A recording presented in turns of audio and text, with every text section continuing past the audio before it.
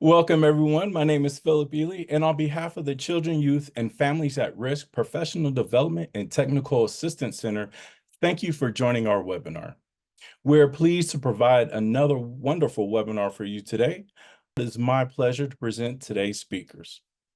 So we have with us today, well, sadly, Dr. Jeremy Elliott Engel will not be joining us today, but he's very vital in this presentation. But we have Allison White and Joseph Rand. So our presenters are from the 4-H program leaders, working groups, access, equity, and belonging committees, LGBTQ plus champion. In this role, they perform trainings, webinars, and produce other resources to support LGBTQ youth in 4-H. In their recent article, Change Without Friction is No Change at All, Approaches for the Organizational Leader Experiencing Change, they explain shifting focus friction and ways to address perceived issues. So without further ado, I will turn it over to them. All right, thank you. I'll get Thanks, our Philip. slides up. Well, while Allie does that, welcome again. Thank you for being here with us today. Again, my name's Joe Rand. I use he, him pronouns. I am from the University of Minnesota, and I'm the DEIA director for Minnesota 4-H. And I'm also one of the chairs of the Access, Equity, and Belonging Committee with Philip, and also have been a part of the LGBTQ plus champions team with Allie, with whom I've been a colleague for a lot of years now. So we're excited to be here and share with you today. All right, perfect. So you heard some of this before. So I work at Washington State University. I use she, her pronouns. You've heard a little bit of my affiliations with the Access, Equity, and Belonging committee through the PLWG with 4-H and specifically our LGBTQ plus champion group. At Washington State University, I largely work in central Washington supporting the 4-H youth development program in that region. You also see a list of the other AEBC champion groups. They're on the left side of your screen. So there are a lot of great folks working to provide resources, professional development, and all sorts of other opportunities to support access, equity, and belonging in the 4-H program and really beyond, since it's so applicable in other areas as well. And in the chat, before we start rolling forward, yeah, let's hope that my big copy and paste works. I believe it did. All right.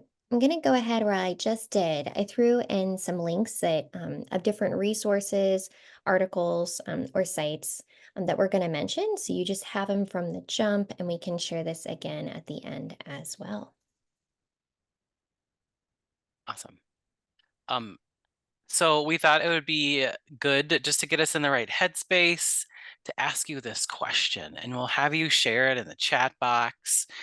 That's the best way we can do it in a webinar format. Or if you're feeling really brave and you want to raise your hand, we'd be happy to hear what you have to say. But what is an example of some pushback you or a colleague have experienced when trying to ensure equitable access to extension programs? If you're here, you likely are part of that important work and have faced a scenario like that before. And if you're willing to share an example, we'd love to hear that.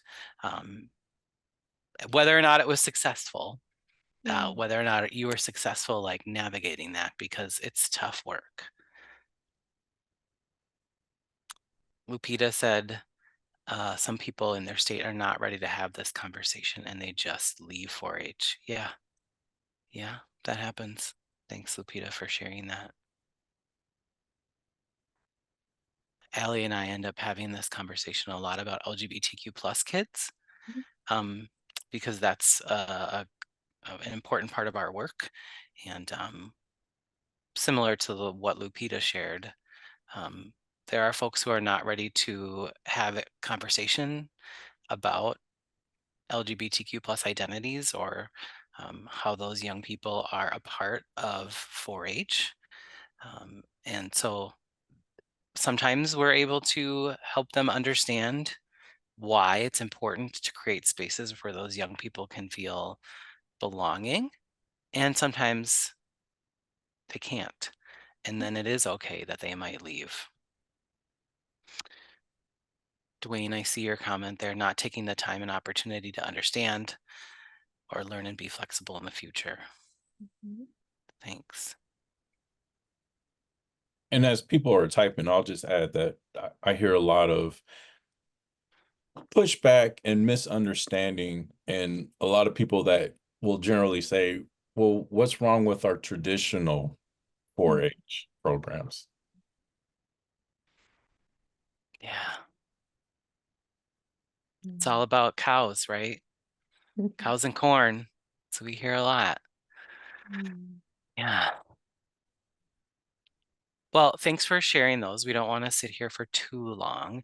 If you feel like you have an example you want to share, or you want to put it in the chat, or you want to send it privately, and one of us can share it for you, we're more than willing to do that too. But thanks for taking a moment to do that. Yeah.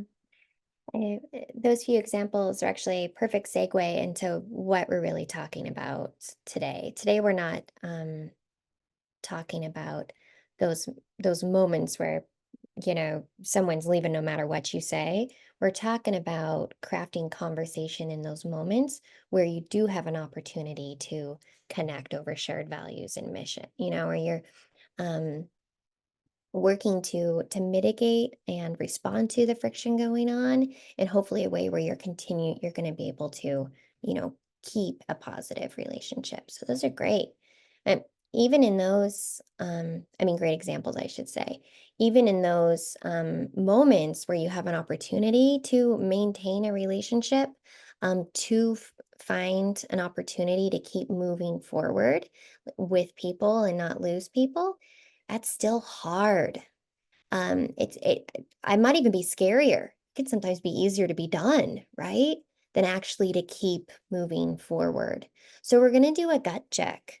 So we're gonna go through a few scenarios and ask you to pay attention to how you feel with these scenarios, thinking about what pushback you may receive.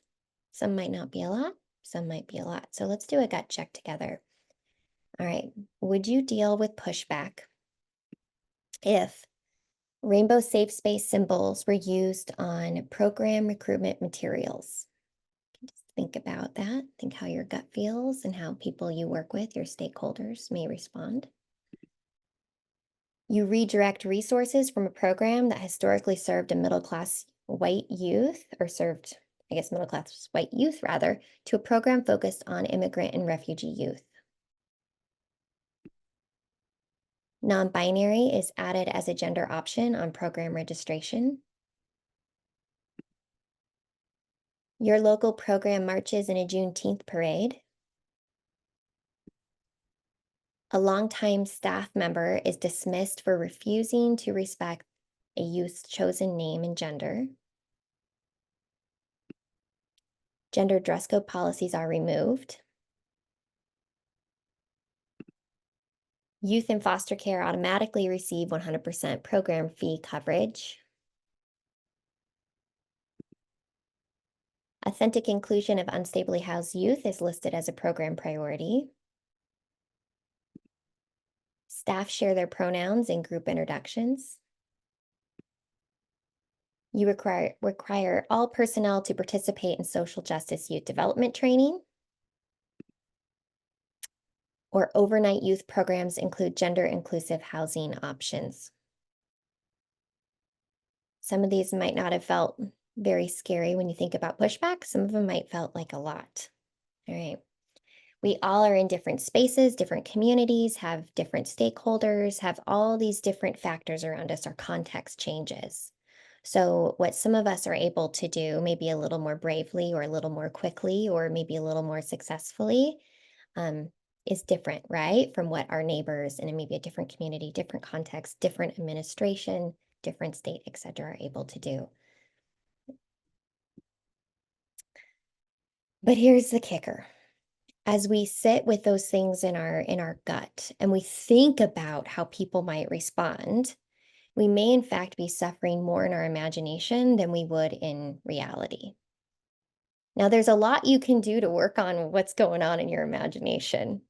There are some really cool tools that aren't just therapy at a steep cost. There are some cool free tools out there as well to help you think through that fear that might stop you from moving forward in some of these initiatives, conversations, etc., to make your programs more accessible, more equitable, and full of authentic belonging for all of our kids. One of those is called fear setting. It might be something some of y'all have heard before, but it's a method. There's a link there to a blog of Tim Ferriss who kind of explains it to define what it is that's sitting in your gut, giving you anxiety or stress, tension, and fear. Think about how we're preventing that. Think about how we're repairing that, and think about the benefits. And most importantly, or the benefits of making a change there, but most importantly, the cost of inaction, right? Not taking a step is often the biggest misstep we sometimes take when dealing with a wicked problem. So today we're going to move beyond that imagination and we're going to move into reality.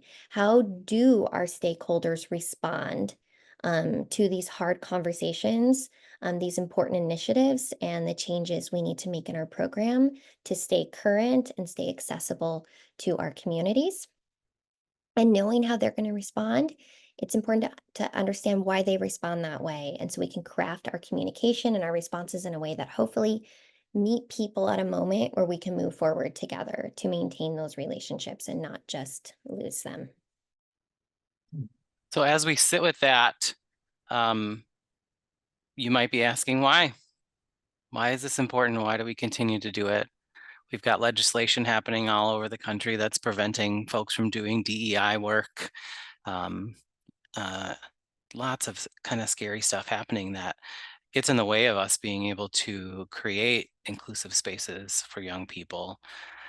So why keep going? And the reality is, we know that if we do this work, if we do these sometimes pretty simple things, you thrive and they feel that sense of belonging and they can engage authentically. And it's life-saving.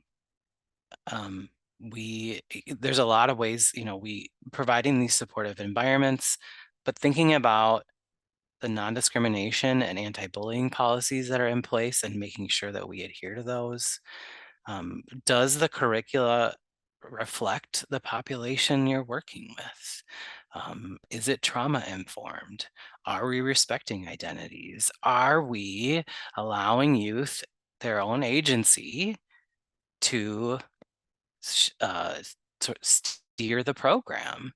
All of those add to that, the ability of those young people to thrive. You see some statistics here, life-saving work, just using the name a young person shares with you will reduces suicide attempts by 65%. But that's just drastic, like such a simple thing, just using the name that the youth expresses, using the pronouns that they express to you. You see also here, hate crimes reported in US schools doubled between 2018 and 2022. Black youth, followed by LGBTQ plus youth and Jewish youth, were more likely to be targeted. That's new statistics out there. So again, this is really timely, really important that we continue to engage in this work, even when it's hard.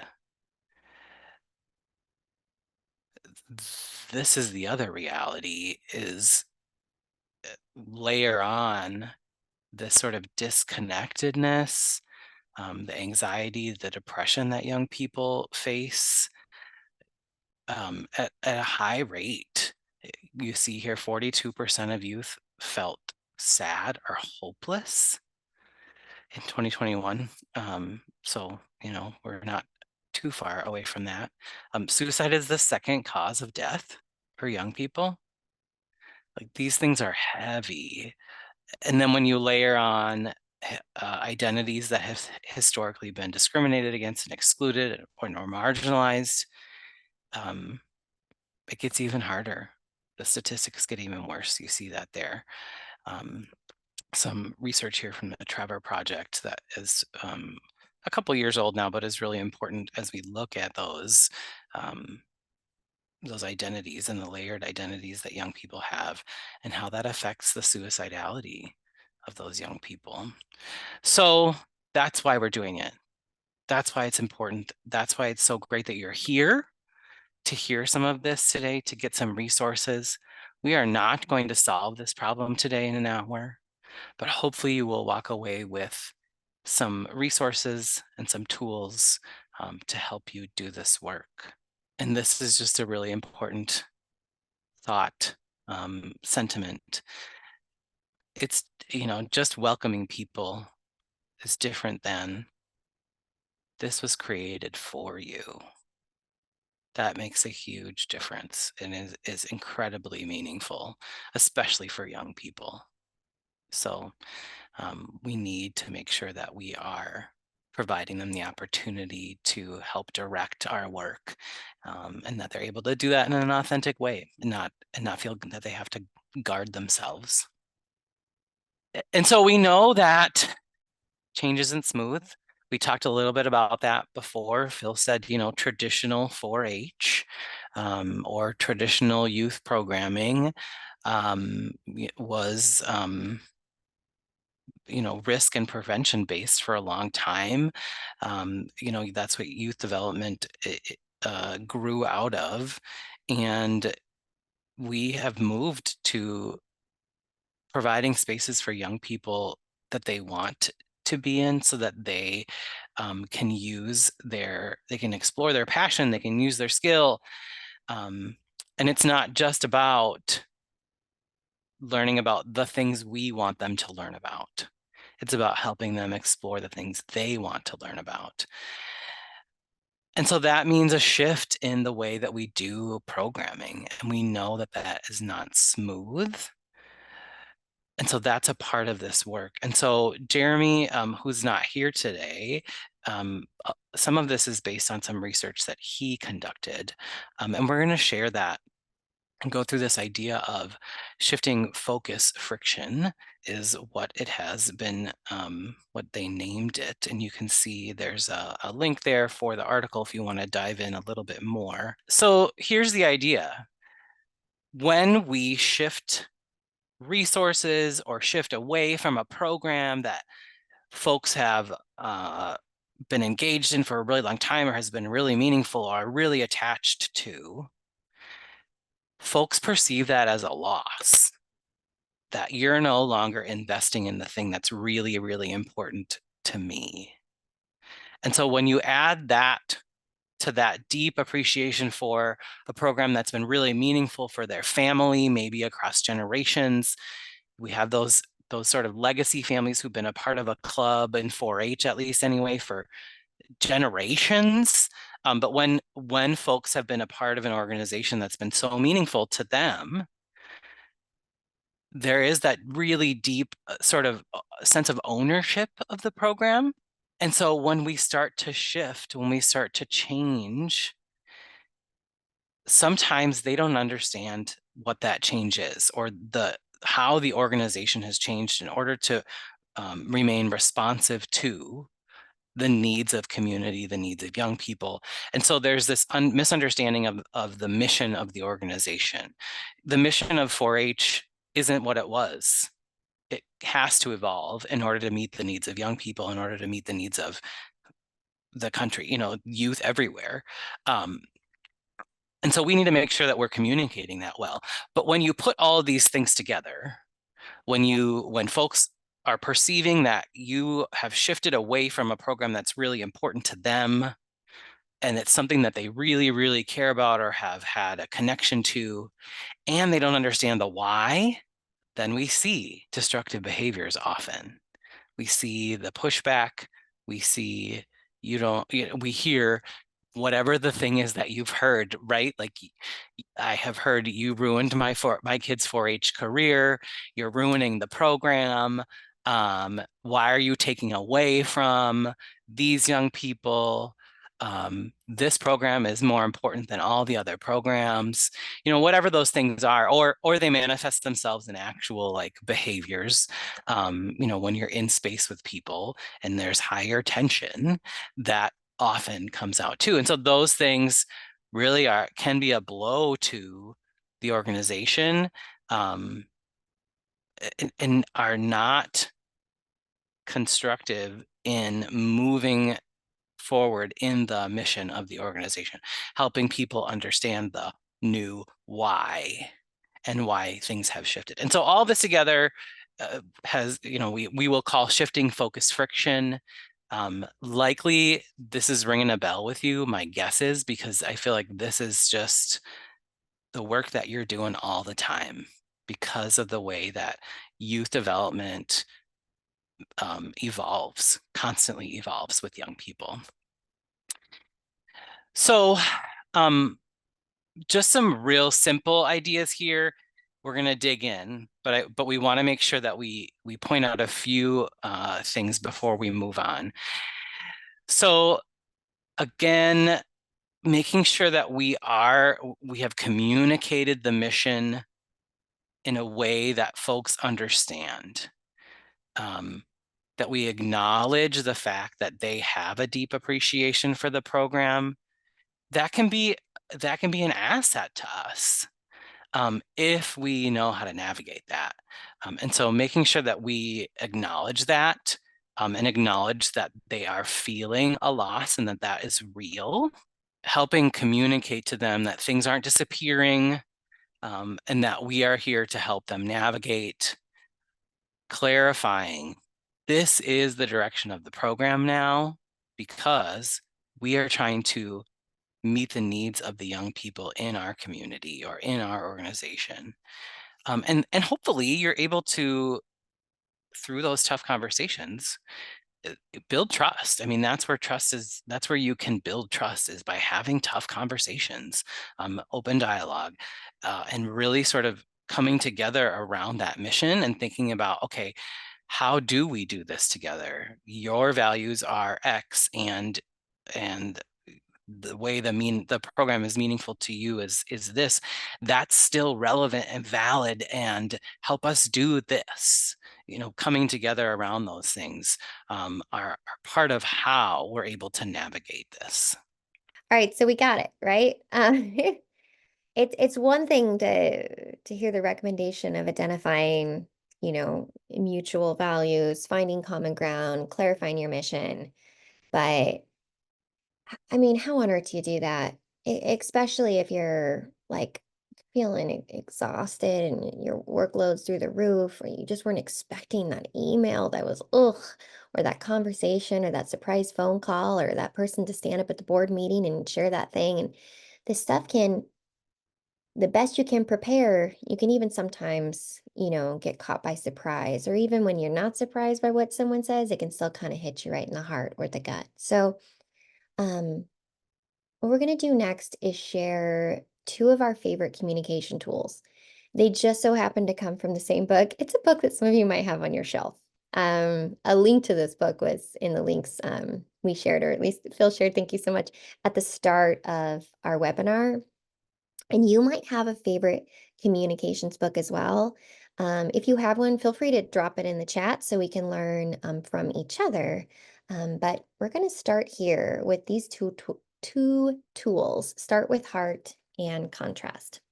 So we have an issue. We have a moment of shifting focus friction, a moment of friction between us and a stakeholder. That stakeholder could look like a lot of different people in a lot of different positions with different like ranges of power and positionality to you.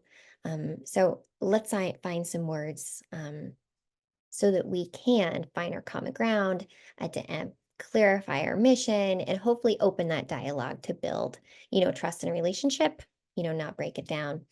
All right, start with heart. This is going to feel like therapy, y'all, and this can be hard, and this takes time. And so we'll go through a little bit of magic time wizardry at the end to figure out where you're going to find that time. But for now, let's say you have it. How are we going to stay focused on on what we really need and want out of that conversation. You're going to focus on a few elements. For me, the program for the youth, for the people you're connecting with, for that relationship, right? Assuming it's not one that we're very excited to break, assuming it's one we're trying to save, and the things we want to avoid and how we're going to communicate if we want to avoid those things. All right, let's run through an example. All right, this is something some of us, this is a conversation some of us have found ourselves in more than once, or it might be relevant to something in your world that you could see how this would make sense. All right, a parent is upset that bathroom access at day camp is by gender, not sex assigned at birth. They're worried cisgender girls will be unsafe in the bathrooms. And just a reminder, cisgender just means, like in this example, talking about girls assigned female at birth and identifies as a girl. So a girl who is not transgender. All right, we have an upset parent. All right, and they are letting you know all about it. So what do I really want, right? Playing the educator, the faculty member, the program coordinator, the staff member in this situation. Well, for me, I want to feel safe. Sometimes you don't feel safe in some of these conversations. I want to feel confident in managing this conversation and having it, right? I also want to feel safe and confident in my job, right? I want to do a good job, obviously. I want to make sure I get through the rules and the reasons clearly. I'm not leaving someone more confused.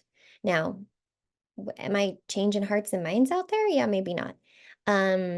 May this parent end up agreeing with the rules and the reasons? Maybe not. But how can I lay it out in a way that I've done my best job? What do we want for the program and the kids? Well, obviously we want our program to protect our kids, even when it's tough. If we can't protect our kids, even when it's tough, what are we doing in the first place? All right. And we really, of course, want our trans and all our gender diverse youth and adults to be welcome and safe. All right. We want our program to be known as a place for all people to belong. That's huge. The others were important too, but think about the branding, the public perception, the assumptions people make about your program, and how that's either helping you from the jump or hurting you in these conversations. We did the me, we did the program. The parent in this scenario, we want that parent to trust that we've listened to them. No one wants to be dismissed. You don't have to agree with someone to listen to them, right? To authentically listen to someone's concern, right? We want them to feel we're respecting their concern. Once again, it doesn't mean we necessarily are going to agree, but we can respect their concern, right? Respect it by listening and offering an authentic response. And sometimes it's helpful to have a few quick de-escalation tools, right?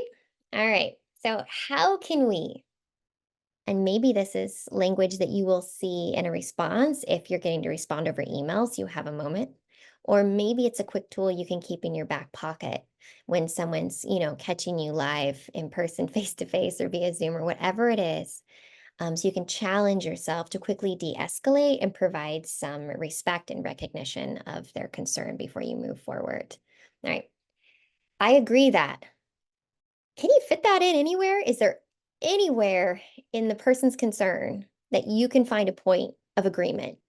It might be a tiny bit of a stretch, but if you can get there authentically, it's a great place to start so that you're hopefully bringing down the tension in the conversation and not ramping it up. So in this scenario, I agree that youth safety is crucial. If I'm not sure what to agree on, sometimes I can agree on, I agree this is an important conversation to have. Like, I'm glad we're talking. I'm glad we get to talk about this together. What else? Ooh, here's another good one. After folks are letting you know how they feel and what they had to say and what they're upset about, let them know what you heard. After listening, I learned that X, Y, and Z. It might be as simple as this topic is really important to you. But if there's something more specific that you'd like to share that helps someone understand they were heard, helps de-escalate. If you can get people out of what some psychologists lovingly call like the monkey brain or the reptilian brain, if you can get people out of that base stuck to your brain stem cell brain and into their thinking cortex, that will help you have a more productive conversation. All right, so we are starting with heart. We've thought through some of these pieces, and I let you know this takes time. I absolutely have used this method numerous times when I get a challenging email or I'm expecting a challenging conversation at a meeting or whatever it is. And I will literally take my time to write down some of these things. And so that I can set myself up for success, to have clarity and confidence, and just a better understanding. So I can actually stay out of my reptilian brain and back and stay in my cortex in these conversations. What do I want to avoid? Most definitely an unhealthy, unproductive back and forth. Those are the worst. I definitely want to avoid being unclear or apologetic about our policies, right? Or our program stance. We shouldn't be apologizing for our values of inclusion and authentic belonging and safety and, you name it. That is not something we should apologize for, even if those values have led to practices that are uncomfortable for others who find themselves in more diverse spaces or with folks that they haven't had a lot of time in communities connecting with. And how we're going to communicate. If this is all true, what I just wrote down about what we really, really want, well, then of course we're going to communicate with respect. And you don't share anything that you wouldn't want the world to see, right? With appreciation, okay? Acknowledging this gets to our shifting stakeholder or shifting focus friction. They're upset because they care.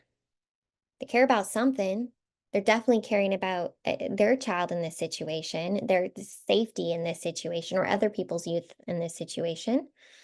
And it can also be coming, as Joe talked about, from just like a deep appreciation for a program. They might feel like they're about to lose something, or their kids are about to lose something. With clarity, right? We're going to dig into a program's mission and vision and values, and we are going to craft our response within those mission, visions, and values. If you're not sure what those are or how they should be interpreted, that is a great conversation for an upcoming staff meeting and a whole nother workshop with your own team about what those are exactly and what they look like on the ground in these scenarios. And with connection, as appropriate, share an invite to stay in communication. Once again, not everyone's going to appreciate this communication or want to stay in communication, but as appropriate, extend that invitation. Okay, let's start with heart. We've started to identify some of the pieces. Almost imagine we've got this word cloud building, okay? Joe's going to run us through contrast, and then we're going to see what it looks like all put together. So here's this other method, contrast. So when we have this shifting focus friction happening, so it can be helpful if you start with what you don't intend or mean, and then explain what you do intend or mean. And so this might look like, we don't want any young person to be in an unsafe situation, right? So we're affirming, we're addressing their main concern. This is that moment where we do find some agreement. I mean, this is something everybody wants. We don't want anyone in an unsafe situation. And we do make sure that all kids are safe. We have all these policies. We can share them with you. We have background checks for our volunteers. We have a nurse on site, all of the whatever the things are. These are all of the ways that we keep young people safe when they're at our programming. And all young people have the opportunity to participate. And we have policies also that ensure they are able to participate and that we are not discriminating. And here's what some of those are. Here's our policy. Here's what, in our case, the university says about how we work with young people. I would also say, just like Allie just said, if you don't know what that stance is, if you don't know what some of those policies are, that is something to dig into, because that is different in every state. That's different with every organization, especially as laws change like all the time. Like that's another good conversation for staff development that you might have coming up, is digging into where are we at right now in our place. So let's put it together here. So you've had time, remember, in an ideal world, you had all this time. You received this concern, and now you're able to take the time to write an email. We'll talk about that in a minute too, because you do have the time. You get to take the time. But here, you'll see some of the strategies. We value, dear parent, we value your commitment to 4-H and know the program is important to you and your family. It's really important to us too. So we're affirming, this is that moment of agreement. We are so proud of the life-changing opportunities 4-H provides youth and their communities. Here, another agreement. I agree, youth safety is crucial. I'm glad we're able to have this conversation, that you contacted me. Here's the contrast. We don't want anyone in an unsafe situation. We work hard to keep kids safe. Making sure that they're safe at 4-H, especially in private spaces, is essential. That's why all chaperones and staff are screened, including a criminal and sex offender background check. That's why camp leadership is trained and follow best practices of youth safety, like not being alone with one camper in a closed or distant room. Then we would move on to, it's important to clarify that as a public access program, in our case 4-H, that follows federal, state, and university non-discrimination laws and policies, and because it's good, positive youth development, we ensure that no one is made to feel unwelcome or unable to use camp facilities because of their sex, gender, or gender expression. We also know that identity doesn't define behavior. So we work to provide equal access, care, and treatment for all our participants. So you are giving them a little bit of education here in this message too, right? Identity doesn't define behavior. And that's part of that, where this concern is coming from the parent, is that they are assuming that because of a person's identity, they're going to behave and act in a certain way. Please reach out if you have questions about our safety or non-discrimination practices, or need support identifying how your family can continue to participate or participates in our program. So here's a very specific offer of future conversation. This is not, let me know if you have questions, general. This is, let me know if you have questions about non-discrimination policies and practices, or you need support as you continue to participate. So we're very specific about how we're going to have future communication. I'll just highlight the next round of that communication.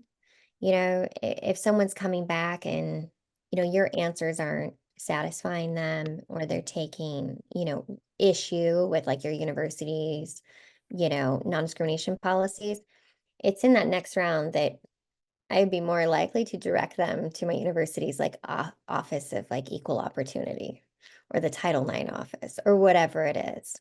If folks are going to get legalese, or they're not okay with my PYD, my positive development, like response with a mission and values, they can go ahead and chat with those folks about those issues. So once again, we talked about that open invitation as appropriate. There are different people positioned in different places, likely within your organization or university, that may be more appropriate for different conversations. That doesn't mean continually just like pass the buck to your admin and everyone's growing gray hairs. But you can think about what makes sense for that conversation, for that issue, etc. All right, additional resources and another response example. So we won't word for word read this response because it's very similar, but sometimes it's nice to just see a different breakdown of how to respond to particular situations. So it was mentioned at the top that the three of us, so Jeremy, myself, and Joe recently published an article in the Agricultural Education magazine, and it goes through, it's a little more scholarly, but still very like practitioner focused, kind of going through some organizational change suggestions on how to work with your stakeholders, how to think through how you're going to communicate mission, vision, values, how you're going to have some hard conversations around issues, that are cropping up and shifting focus friction, and what kind of responses to social cultural friction you may expect, right? Because instead of hiding in the fear of imagination, we're going to try the best we can to prep for reality, which, can be scary too, right? Um, so to social cultural things, so we're talking about identity, right? We all walk around with all these different intersecting layers of identity. Um, and when those identities are pulled into the fray, right? Whether it's like race, ethnicity, culture, religion, sexual orientation, gender identity, um, when you combine those issues with youth development programs, you might see something like this. So these four themes actually come out of qualitative coding of social media responses to some Facebook posts on National 4-H Council's Facebook page. These posts were about pride and were about their response to racial injustice after George Floyd's murder.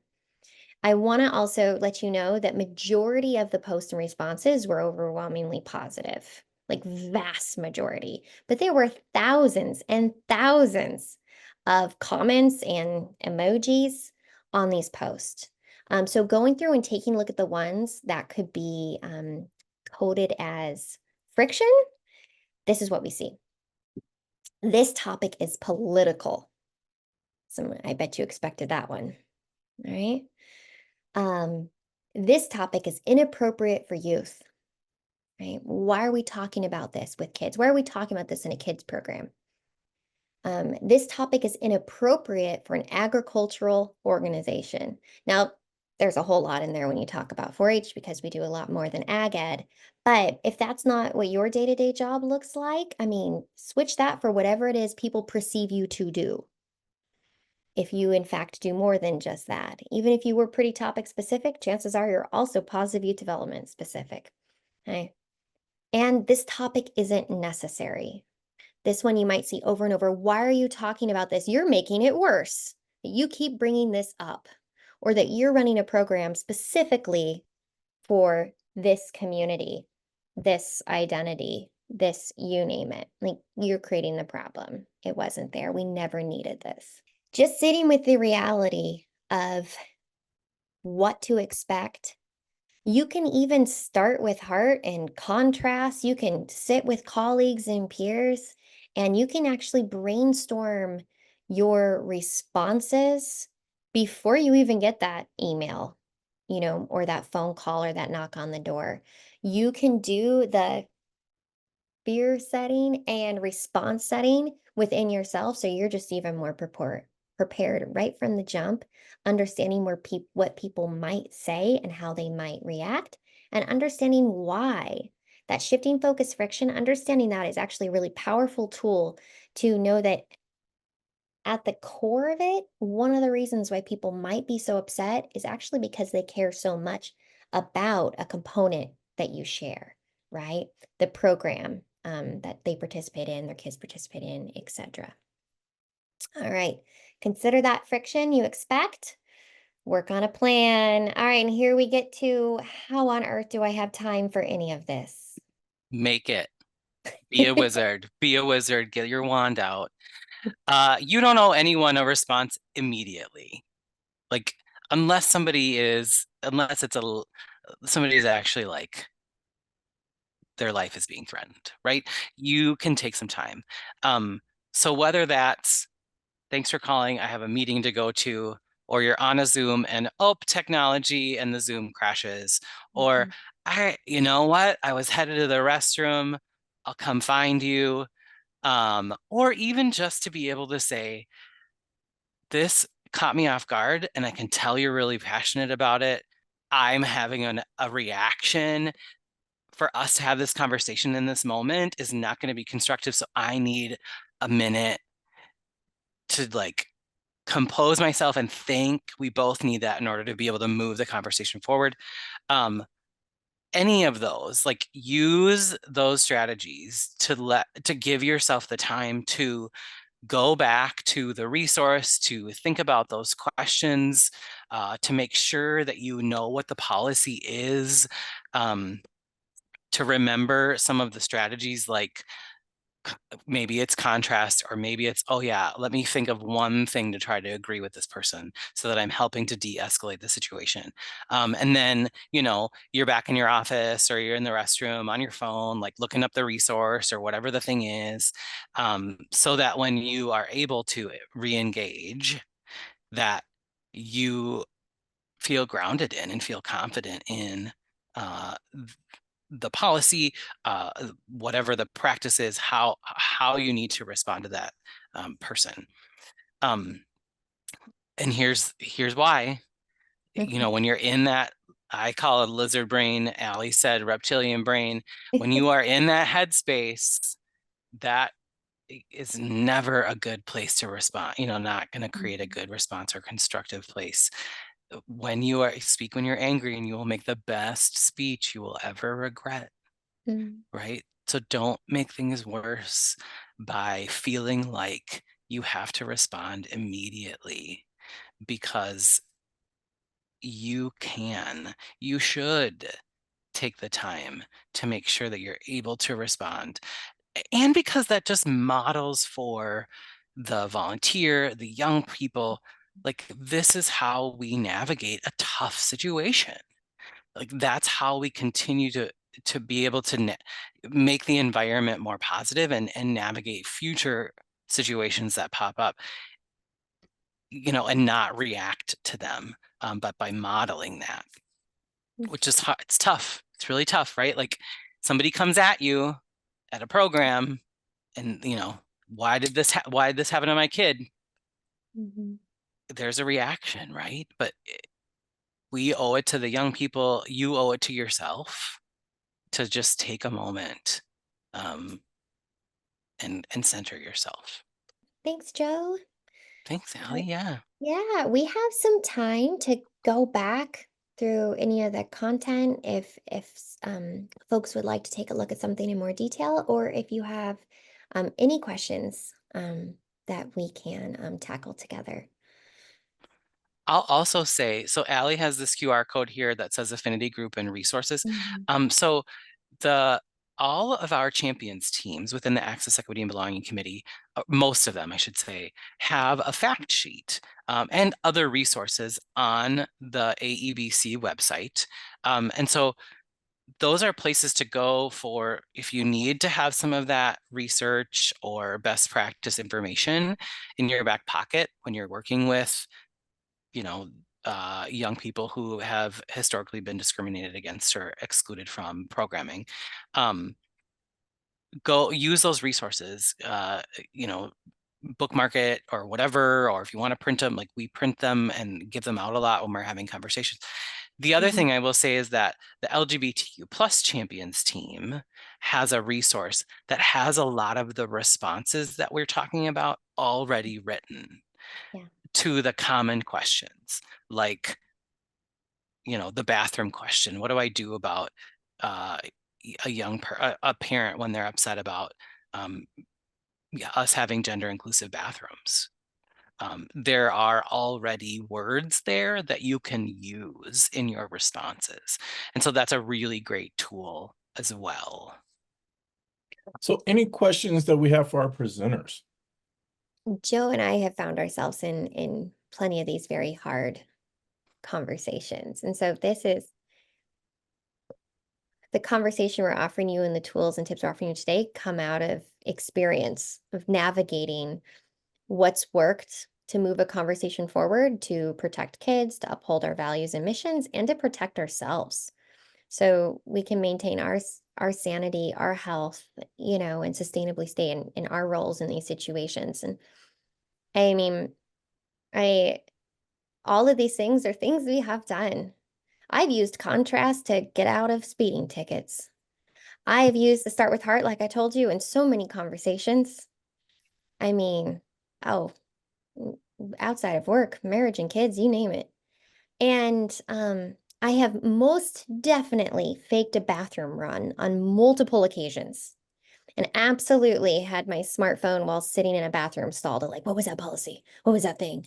Or what was that helpful advice? So that I can go back to that person. And, you know, if someone's, and I'll tell you in my role, it's generally an upset email. Maybe there's some extra privilege in that, you know, because you get a moment.